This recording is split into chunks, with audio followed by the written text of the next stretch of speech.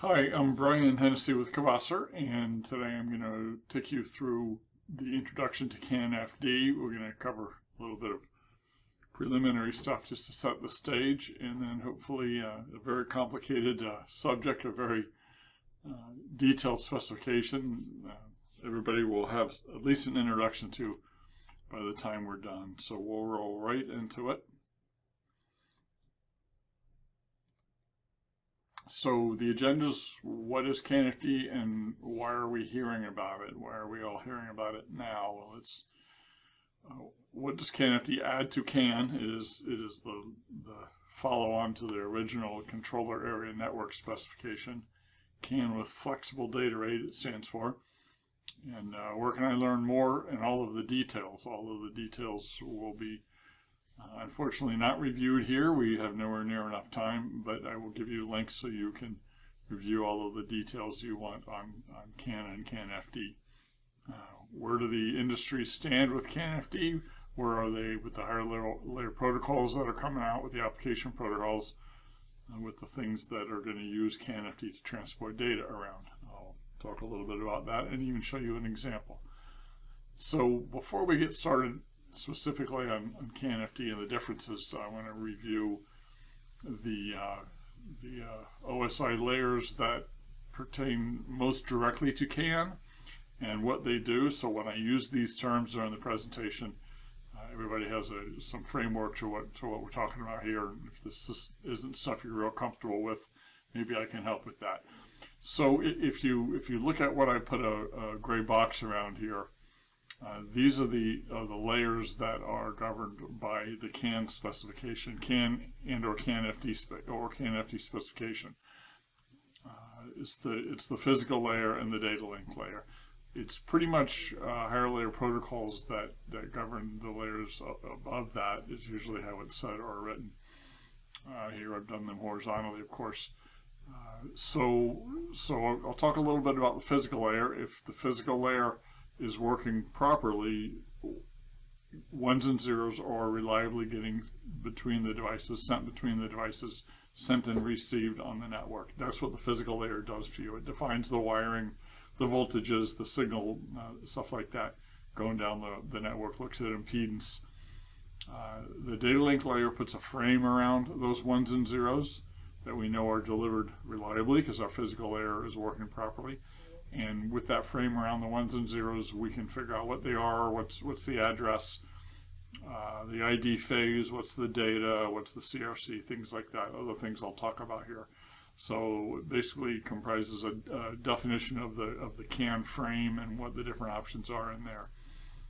So when you get to transport, that's outside of the CAN specification. Different things that run over CAN, like J1939-21. Which runs over classical CAN, J1939-22, which runs over CAN FD, NMEA 2000 in the marine industry, CAN Open, or CAN Open FD in industrial automation. When you get to the transport layer, they all define how the transport layer is run and used. That's outside of the CAN specification, so that's outside of talking about CAN FD. Very important subject, and we definitely need to understand it. I don't have examples or explanations of the transport layers and what these different higher level protocols do with the transport layer in this presentation. The applications, we'll see one application from ATI later, which is great, their diagnostic application. But applications can be anything: the PC, a smart sensor, instruments, gauges, motor controllers, ECUs. In the automotive industry, many of us are working with ECUs, electronic control units. So those would all fall into the category of application. And of course, the data can flow in either direction. So that's my quick update. So we get more out of the presentation on the abstraction layers as defined in the OSI layer model. So why is CAN FD? What is CAN FD and why are we hearing about it now? CAN FD is an improved version of CAN, controller area network. We have improved a few things about CAN and made it more powerful and hopefully fit more applications than CAN. It's used in many of the same applications in control systems and specific control systems. It shares many of the features as CAN does, CAN FD does, and I'll go into each one of those features in some detail. It has some major improvements in the size of the data packet it can send and the rate at which it can transfer that data. And it'll run on the same basic physical network. Now, with some limitations, that's because CAN FD can run faster. And sometimes the physical network is a limiting factor on how fast you're able to pump data across it. So there are some limitations in running faster on any given physical network. Why are we hearing about CAN in so many industries now? About CAN FD, in so many industries now. It's because it's really out there now. It's proven, it's solid, reliable. It's a well-supported protocol now. It's supported with computer chips, with CAN transceivers, and CAN controllers. It's supported in many interfaces, in the Kvaser interfaces. Anything new and anything produced this year or beyond, designed this year or beyond and released, will be have full support for CAN FD. So all of the Kvaser interfaces and many others. It improved. The improvements needed for many of the applications are needed for many of the applications. The faster data, the bigger data packages are needed for many of the applications that use CAN.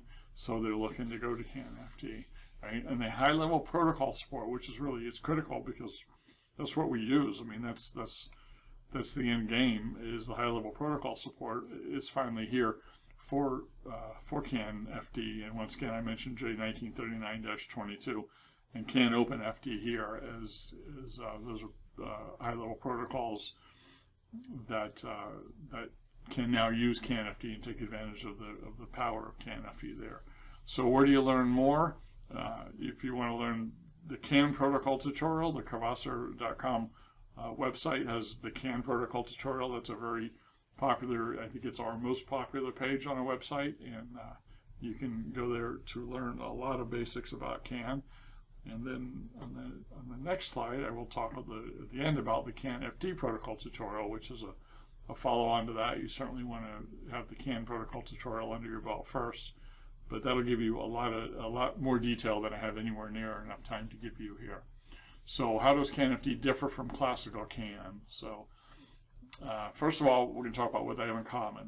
Bus access through bitwise arbitration. So that's when there's a collision, when two devices start sending data at the same time. Bitwise arbitration is a clever scheme used to arbitrate for who has control of the bus and can send all of their data, all of their frame. And that's the same in both CAN and CAN FD. Same physical wiring structure, trunk and drop lines, two terminators. If you're familiar, I hope you're familiar with CAN, and that is it is the same in that regard. CAN FD is the same in that regard. Both CAN and CAN FD do support 11 and 29-bit identifiers, so there's no change there. And the extended identifier or the original 11-bit identifier that CAN defined, and some of the same control bits exist in both, although CAN FD has added a few control bits. I'll go into a little bit of those control bits, certainly talk about the most important, what I think is the most important control bit there, the BRS, but truthfully all of them are important and it won't work without all of them being right. And it's standardized. CAN and CAN FD are both standardized in the same document, and that's an ISO 11898-1 document. 2015 version and beyond will also have CAN FD in it.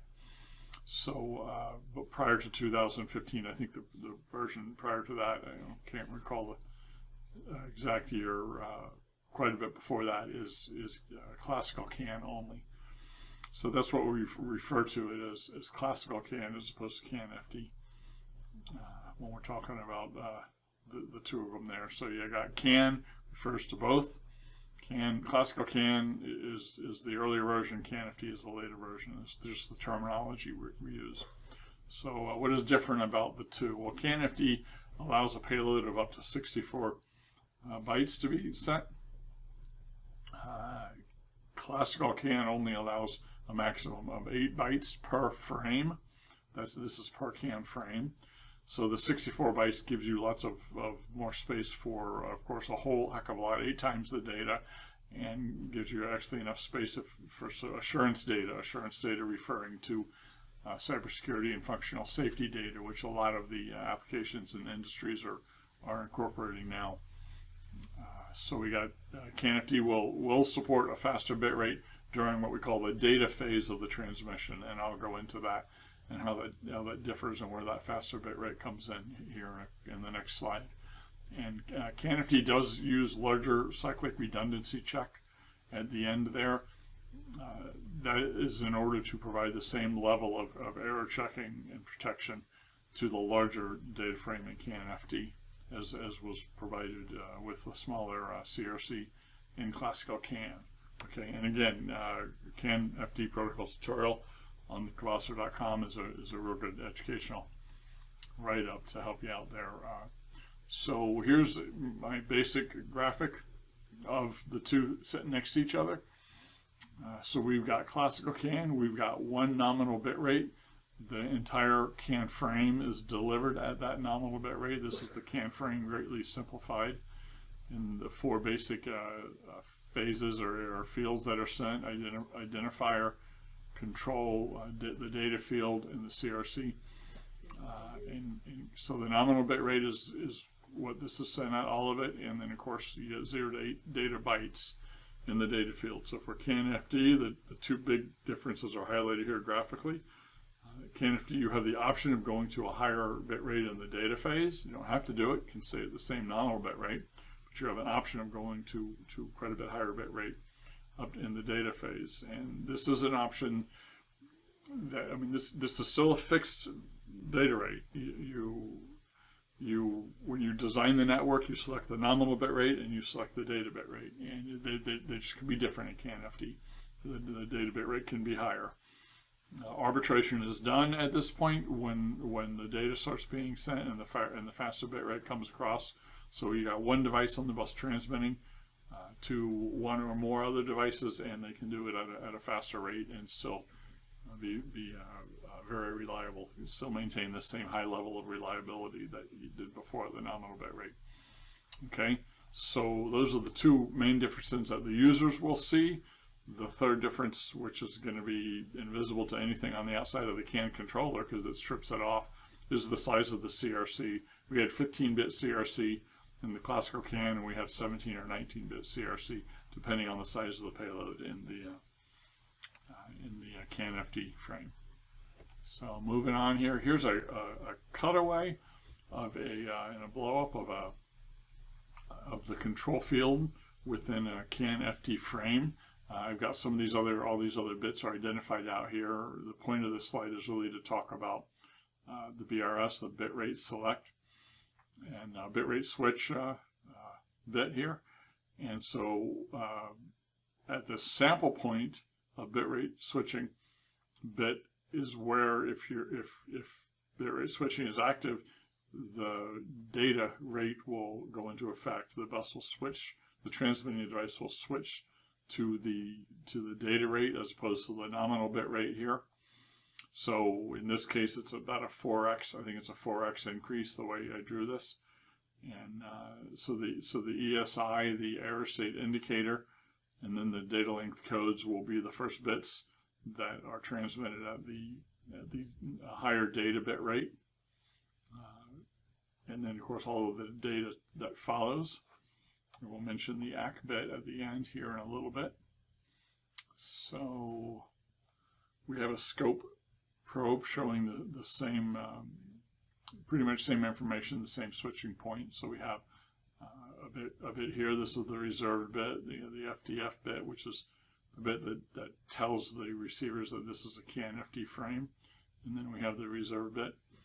And then we have the bit rate switch, which is a little bit shorter because at the sample point it switched and the data bit got much shorter. In this case, I have a 500 kilobit per second nominal bit rate out here on the left, and I switched to a 4 megabit per second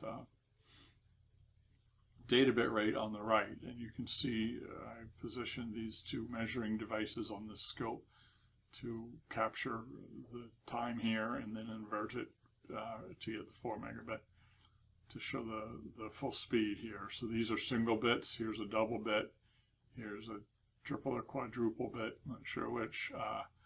So you can see the bit rate increase there. Other things kind of neat to note on here. One is the stuff bits.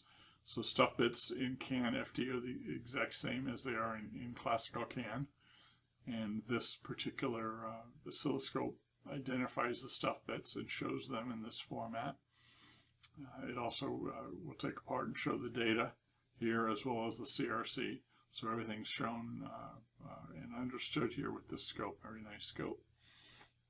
So moving on, hopefully covered everything there.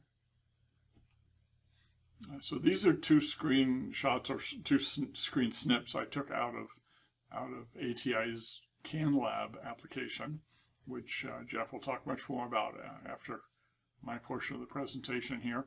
So in the top part here, I've got classical CAN, and I've grabbed some NMEA 2000 frames that I happen to have on my test bench, and these are all a data length code of 8, so these are all 8-byte frames. And some of them are actually defined in a DBC file that I've applied. So you can see that there's message names, and then if I hit these plus signs out here, I would be able to show the signal names and values underneath that are defined in that DBC file. So, so what we have here is full frames of classical CAN data, NMEA 2000 IDs out here. So these are full 29-bit IDs. Okay, so this bottom block, a little bit harder to see because I had to zoom out in order to fit it on the page, is CAN FD. So we can still send 8 or less.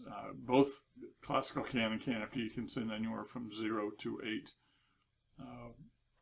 bytes of data per CAN frame, depending on you just set that value on the DLC. But in CAN FD, we also have other options. We have 12, 16, 20, 24, all the way up to 64 on these increments.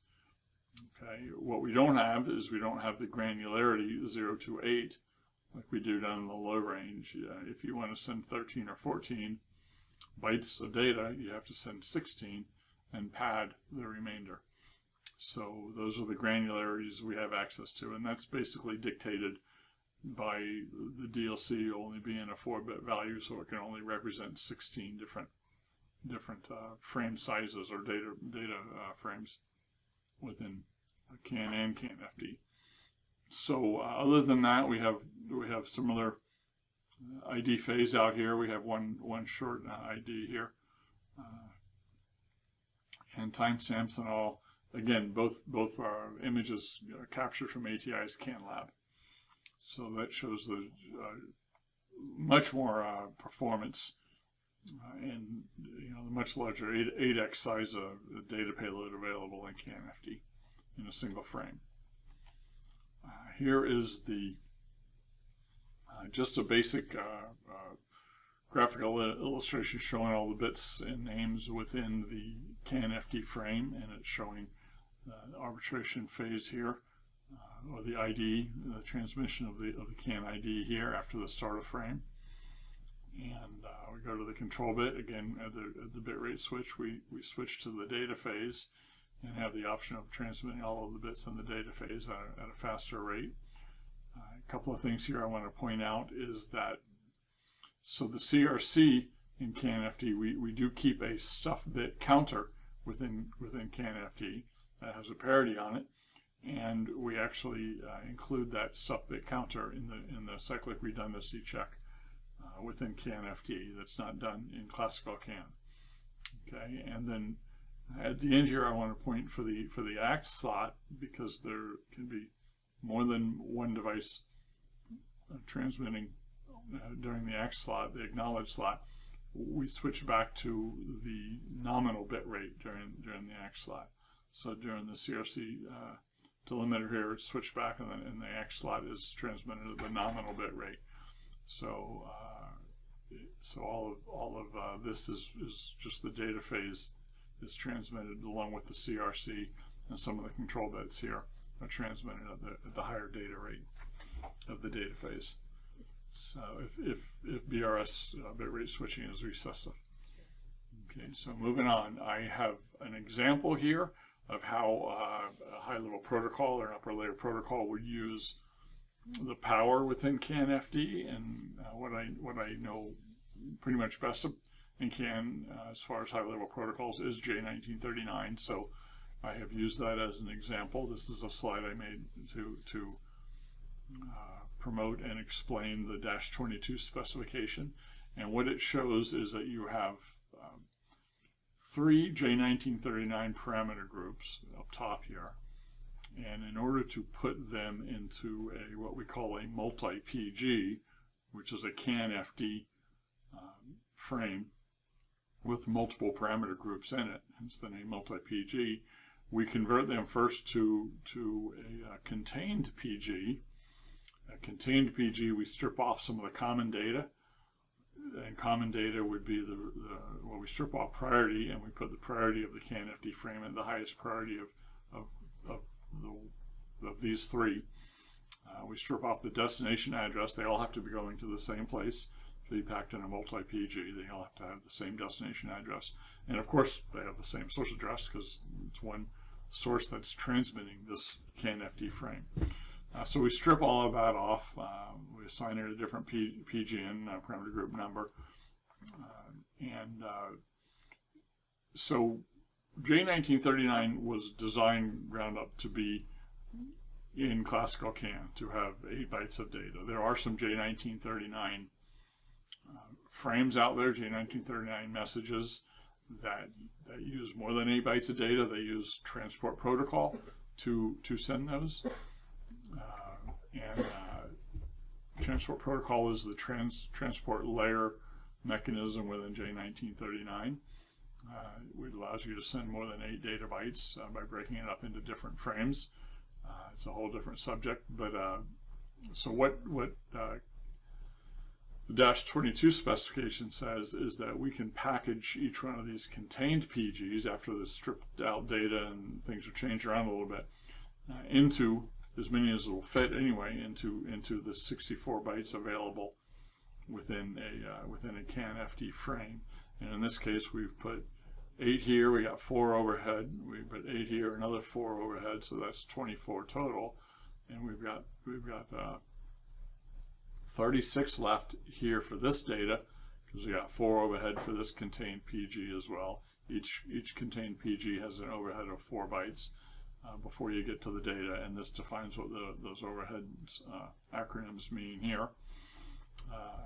And nowhere near enough time to get into all of that detail, so we'll have to skip that and hope that if you're interested, you'd grab this spec. And anyway, one thing I did want to point out is this leaves you room for assurance data. So here, as an example, I'm showing a J1939 parameter group with assurance data.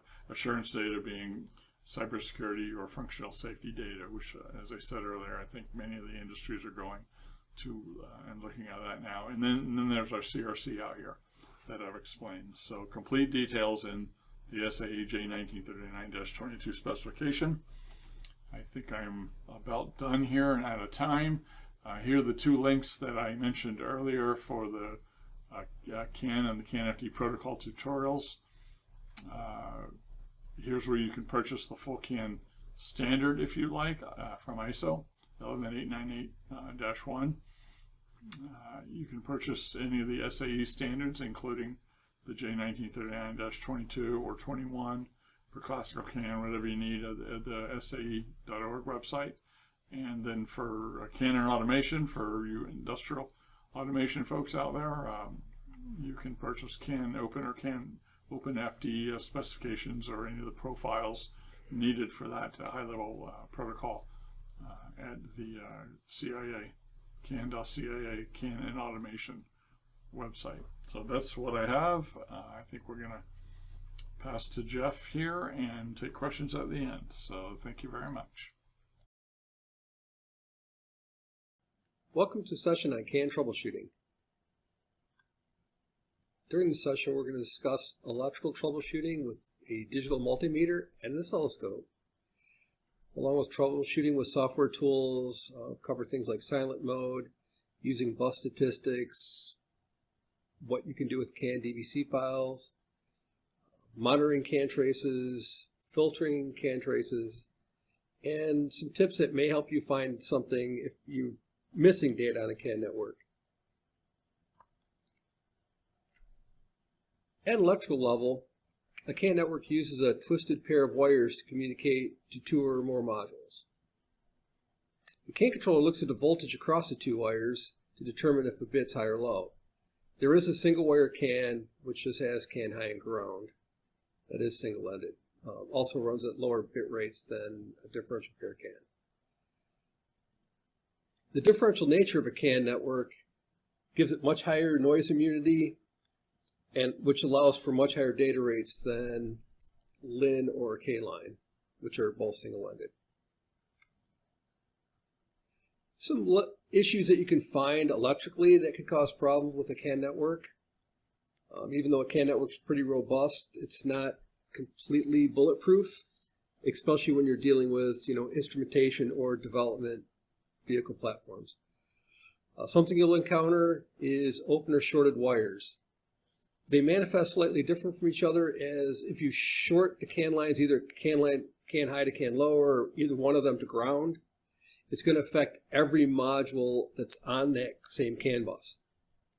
Now, conversely, if you have an open, it may only impact one or two modules on the network depending on its location. Fairly common issue you see out in CAN networks, especially in development, is improper CAN termination. Traditionally, a CAN network should have a 120 ohm resistor across CAN high and CAN low at each end of the network. There are some other topographies, but for the most part, that's the norm. And depending on the termination issue, whether it's over-terminated or under-terminated, could be completely catastrophic or potentially just cause sporadic issues on the bus. Something else that can happen on a network is not all the nodes on the same CAN bus are running at the same bit rate.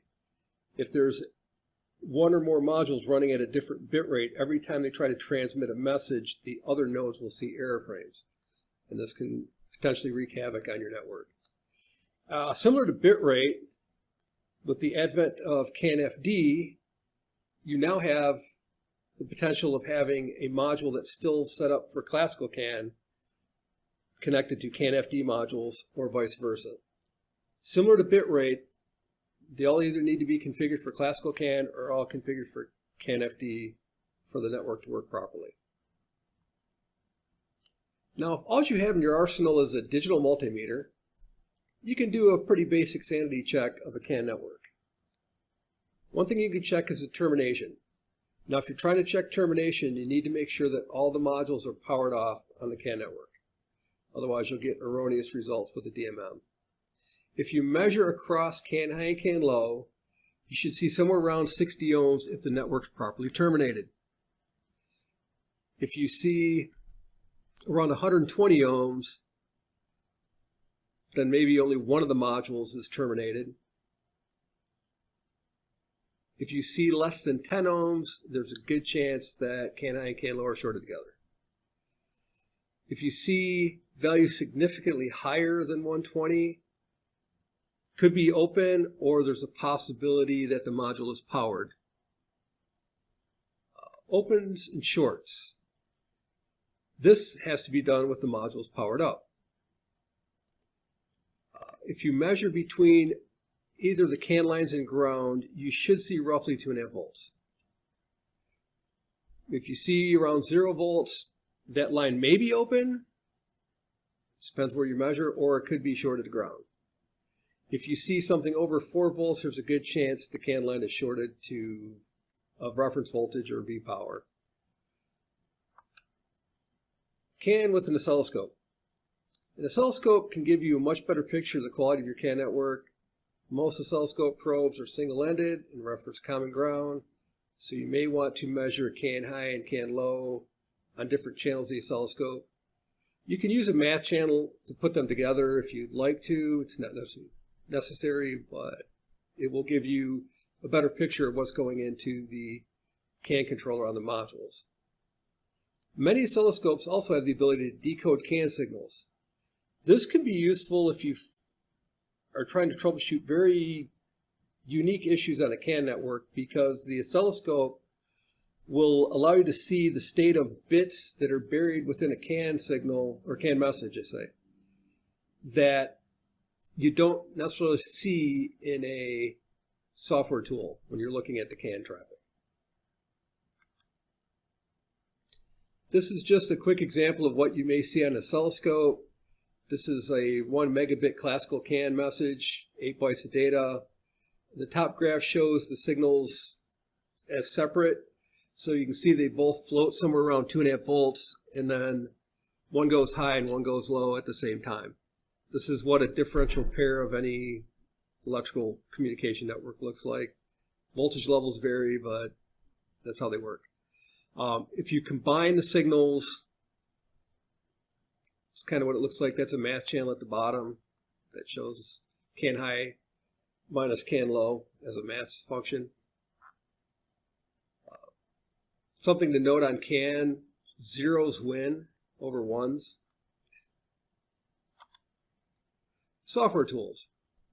So at some point, you're definitely going to be needing some software tools to monitor your CAN traffic. Most software tools have fairly common feature set, configure the CAN bit rates, monitor data from more than one or more CAN interfaces.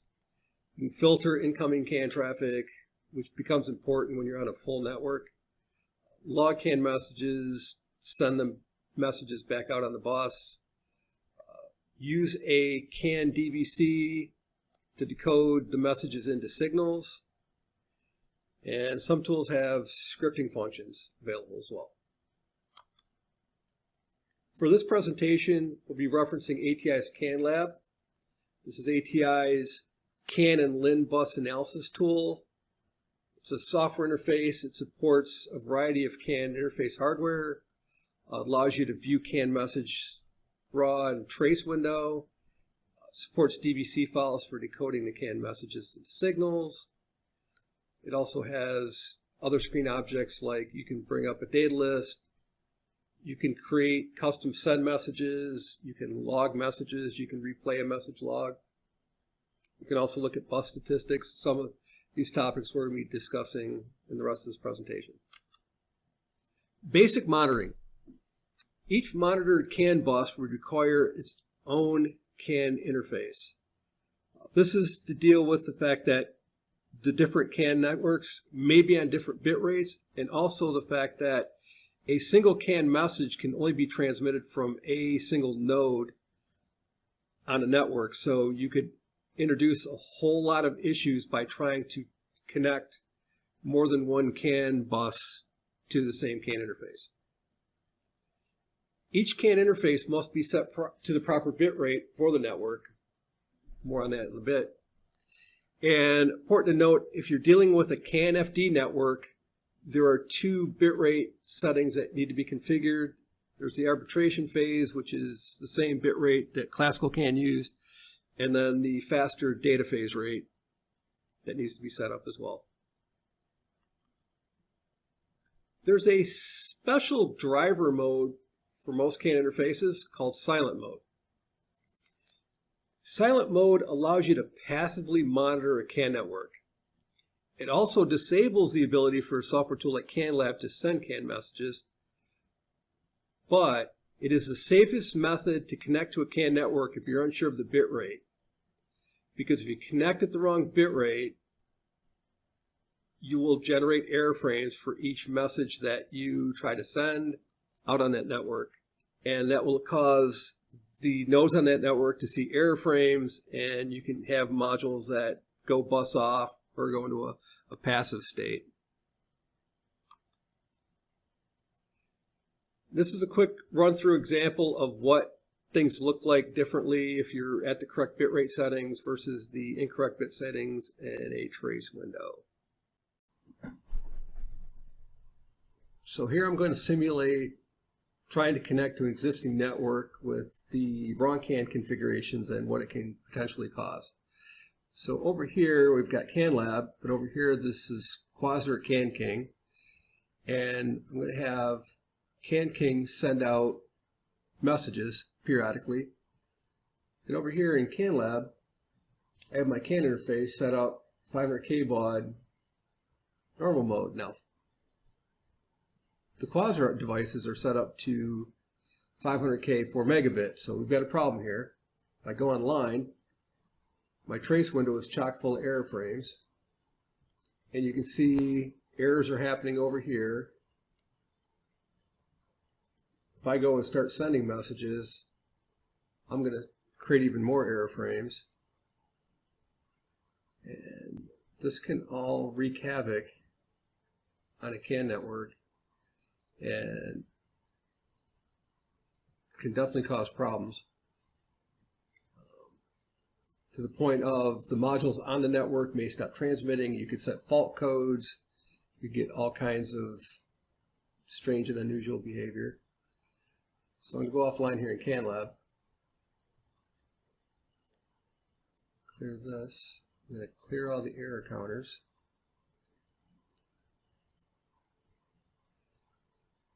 And now if I go to CanLab, if I turn this on silent mode and go back online, I'm still seeing error frames because CanLab's at the wrong bit rate. But now the devices connected to the network do not see the error frames because this CanLab is not setting out ACKs to any messages.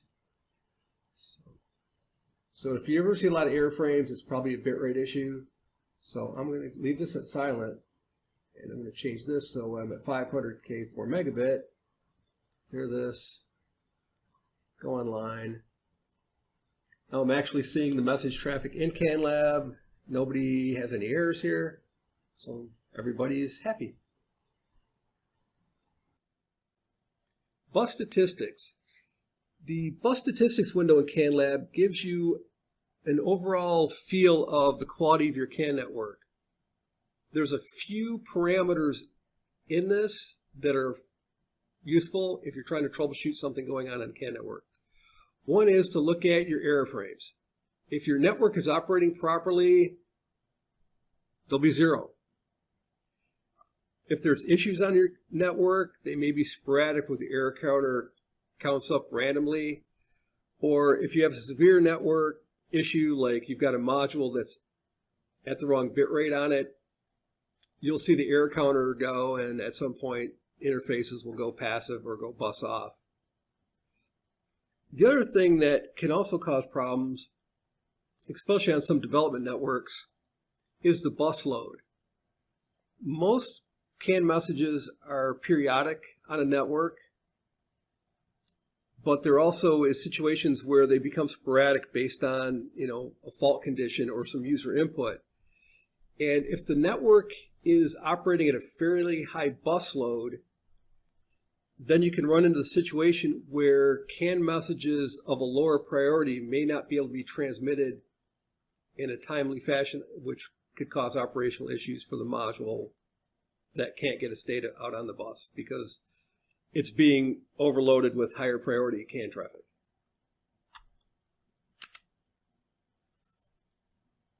CAN DBC files.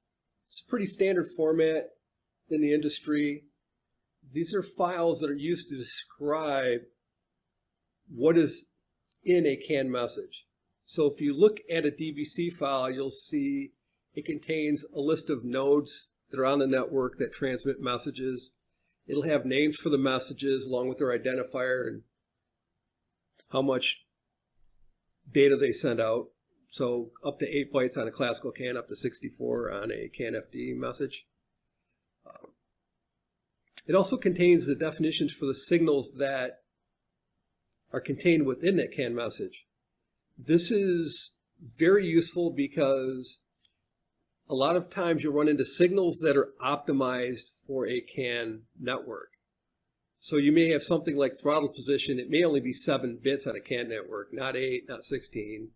So you run into signals that have possibly an odd number of bits, or you have signals that span bytes, which makes it really hard to decode with your eyes when you're looking at a trace window. And there are plenty of issues that crop up on a vehicle because some module is sending out the message, but the data payload is incorrect.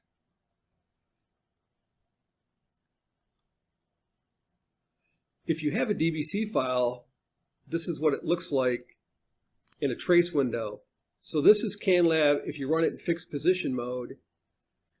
And if you're looking at the raw CAN messages, you just see the message identifier, the data length code, the data in hex.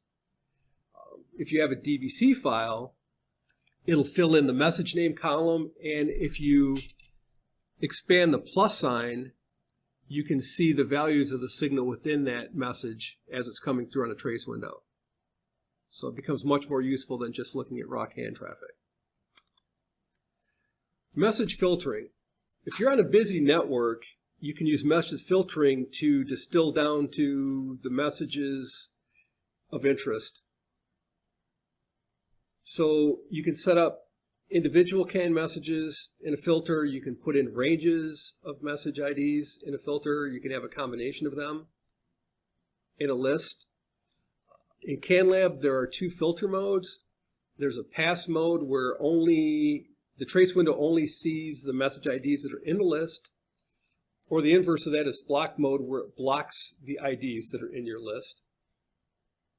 And there are two separate lists for 11 and 29-bit IDs because every 11-bit identifier has an equivalent version in 29-bit. So you need to break them out separately because they're technically different IDs, but the root value is the same. But if you see in CanLab, the extended identifiers show up with a lot more bytes on it, usually zeros in the front. You can direct entry of a hex ID for a CAN message, or if you have a DBC file, you can select the messages from a drop-down menu. What's missing? This is one of the trickier parts of troubleshooting a CAN network, is something is not transmitting anything, or it's not transmitting everything that it should be transmitting. Having a DBC file can help a lot with that because it gives you a little extra tools as far as what you can visualize, what may or may not be coming in. Because if you don't have a DBC file, you need to know the CAN identifiers that you expect to see on a network. Using software filters. If you have a trace window and you put it in fixed position mode, and then you go through and set up a pass message filter for all the messages from the desired nodes that you expect to see data from, and then when you're online, if those modules are sending out their messages, you will see them in the trace view. If the trace view is completely empty, then the module isn't transmitting anything, or maybe you see a handful, 5 out of the 10 message IDs it's supposed to be sending out due to some other issues.